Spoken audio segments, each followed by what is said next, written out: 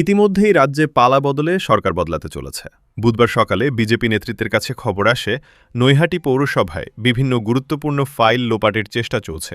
নৈহাটি পৌরসভায় ব্যারাকপুর সাংগঠনিক জেলা বিজেপির সভাপতি তাপস ঘোষ সহ সাধারণ সম্পাদক রূপক মিত্রের নেতৃত্বে পৌরসভার নির্বাহী কর্মকর্তার কার্যালয়ে সাক্ষাৎ করে।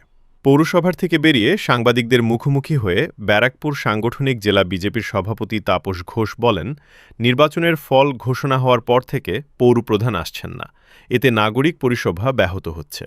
নাগরিক পরিষেবা যাতে কোনোভাবেই ব্যাহত না হয় তার জন্যই পৌরসভার আধিকারিকের সঙ্গে দেখা করলেন।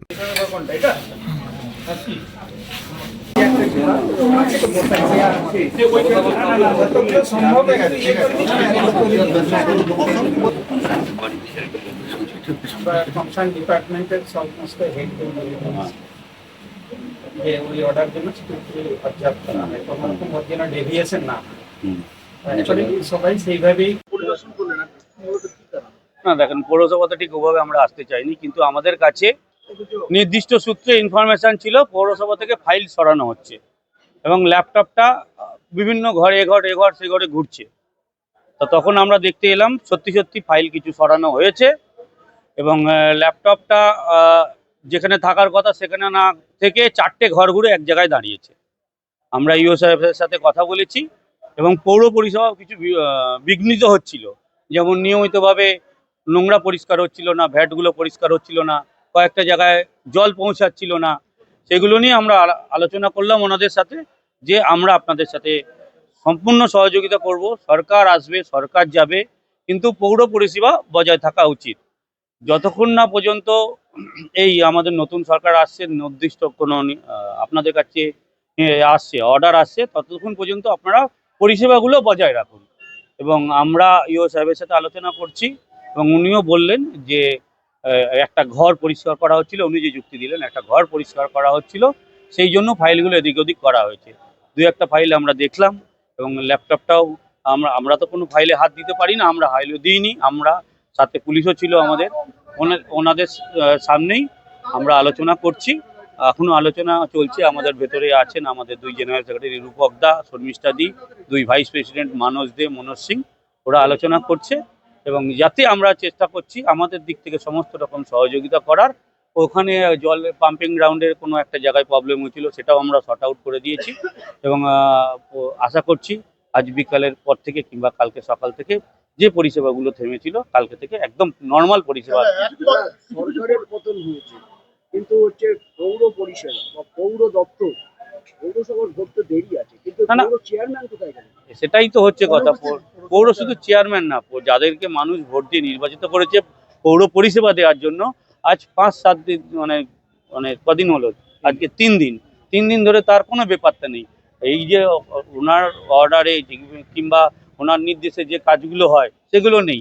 আমরা ইভেন সিসিটিভির যে পাসওয়ার্ড থাকার কথা সেগুলোও চেয়ারম্যানের কাছে আছে, চেয়ারম্যানের পিওর কাছে আছে। তৃণমূল মানে যে কোম্পানিটা, রাজনৈতিক দল তো বলবো না, তৃণমূল কোম্পানি সরকার জনগণের ভোট তো নিয়ে জিতেনি, লুট করে পৌরসভায় বসে পৌরসভাটাকে একটা করে কমে খাওয়ার জায়গা তৈরি করেছে। আমরা কর্মচারীদের আশ্বস্ত করতে এসেছি যে আপনারা কাজ শুরু করুন, পরিষেবা সচল রাখুন। হ্যাঁ, 2টো ওয়ার্ডে পানীয় জল থেকে বঞ্চিত হচ্ছে, একটা পাম্পও খারাপ হয়ে গেছে। আমরা কথা বলেছি ওই ইও সাহেবের সাথে, উনি কথা দিয়েছেন আর কিছুক্ষণের মধ্যেই সেই পাম্পটা সারাই করবে। কেউ নেই। হ্যাঁ, সেটা একদম ঠিক। এই পৌর পরিষেবা এই ব্যাহত হচ্ছে বলেই আমাদের একদম নির্দিষ্ট 2টো কারণে আমরা এসেছি। ফাইল সরানো হচ্ছিল আর পৌর পরিষেবা ব্যাহত হচ্ছিল, তাই জন্য না। ইও সাহেব তো উনি বলছেন ওনার পলিটিক্যাল কারণে ওনারা হাজির নেই। কি কারণে হাজির নেই আমরা জানি না, কিন্তু ওনারা না, কেউ কোনোভাবে আসেনি, ওনাদের সাথে যোগাযোগও করা যাচ্ছে না। এই জন্য বলেছি ইও সাহেবকে যে আপনারা আপনাদের ক্ষমতা বলে পৌর পরিষেবা সচল রাখুন। আমার কি সিসিটিভি পরিষেবা খতিয়ে দেখা তো আমার কাজ না তো, এটা নির্দিষ্ট অথরিটির কাজ। আমি একজন রাজনৈতিক দলের কর্মী হিসাবে, একজন সাধারণ নাগরিক হিসাবে আমরা ইওকে অনুরোধ করতে এসেছি যে আপনারা পৌর পরিষেবা সচল রাখুন।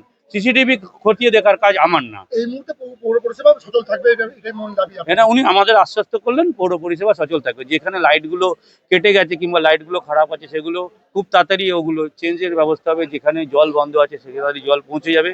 যেখানে নোংরা পরিষ্কার করা হচ্ছে না, আজকের দিনটা হয়তো হবে না, কালকে সকাল থেকে আবার করবে। করোনার পর দুর্নীতি তদন্ত হবে। অবশ্যই হবে। ফাইল এই কারণেই তো ওরা ফাইল সরাচ্ছে।